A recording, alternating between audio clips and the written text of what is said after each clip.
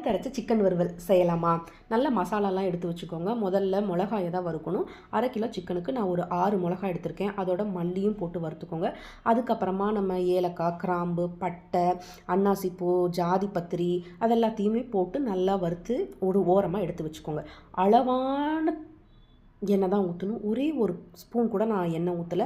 அதோட ஏலக்காய் இதெல்லாம் போட்டு நல்ல ஒரு வறுத்ததுக்கப்புறமா சின்ன வெங்காயம், பெரிய வெங்காயம் 2மே போடுங்க. அதில் பெரிய வெங்காயம் கொஞ்சம் கம்மியாக, சின்ன வெங்காயம் நிறையா போட்டால் ரொம்ப நல்லாயிருக்கும். அது 2யும் போட்டு கண்ணாடி பதம் வர வரைக்கும் வறுத்துட்டே இருங்க. கொஞ்சம் கருவேப்பிலை கூட சேர்த்துக்கோங்க. கருவேப்பிலை சேர்த்து நல்லா வதக்கிட்டே இருங்க.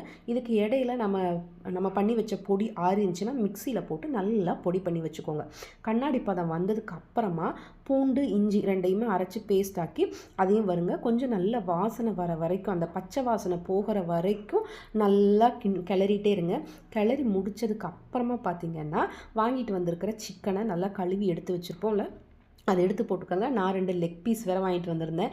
அதையும் போட்டு செய்கிறப்ப ஐயோ பார்க்குறப்பே எப்படா ஆகும் அப்படின்னு வாய் ஊறிட்டு இருந்துச்சு.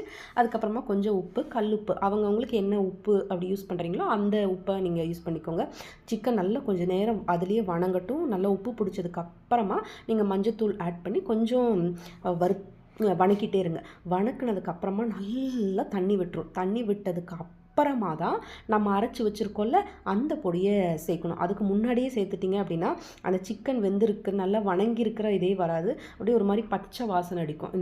இந்த மசாலா நல்லா தண்ணி விட்டதுக்கு அப்புறமா சேர்த்ததுக்கப்புறமா பார்த்திங்கன்னா இந்த பதம் வரும். இந்த பதம் வந்ததுக்கப்புறமா அளவாக உங்களுக்கு எவ்வளோ தண்ணி வேணுமோ அந்த அளவுக்கு, நான் ஒரே ஒரு டம்ளர் தான் தண்ணி ஊற்றிருக்கேன்.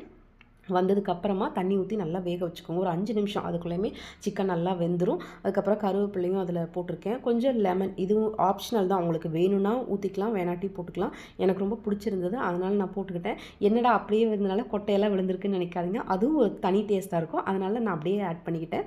அதுக்கப்புறம் ஒரு 2 நிமிஷம் தான். அதுக்கு அப்படியே நல்லா அங்கே பாருங்க எண்ணெய் எல்லாம் வந்து வற்றி வந்துருச்சு. நல்லா அழகாக கொத்தமல்லியை போட்டு தூவி இறக்கி வச்சா கமன்னு ஒரு சிக்கன் வறுவல் அவ்வளோ டேஸ்ட்டாக இருந்துச்சு. நான் டயட்டில் இருக்கனால சிக்கன் பீஸை மட்டும் நல்லா எடுத்து சாப்பிட்டுக்கிட்டேன். சாப்பாடை கம்மி பண்ணிக்கிட்டேன். சூப்பரில்.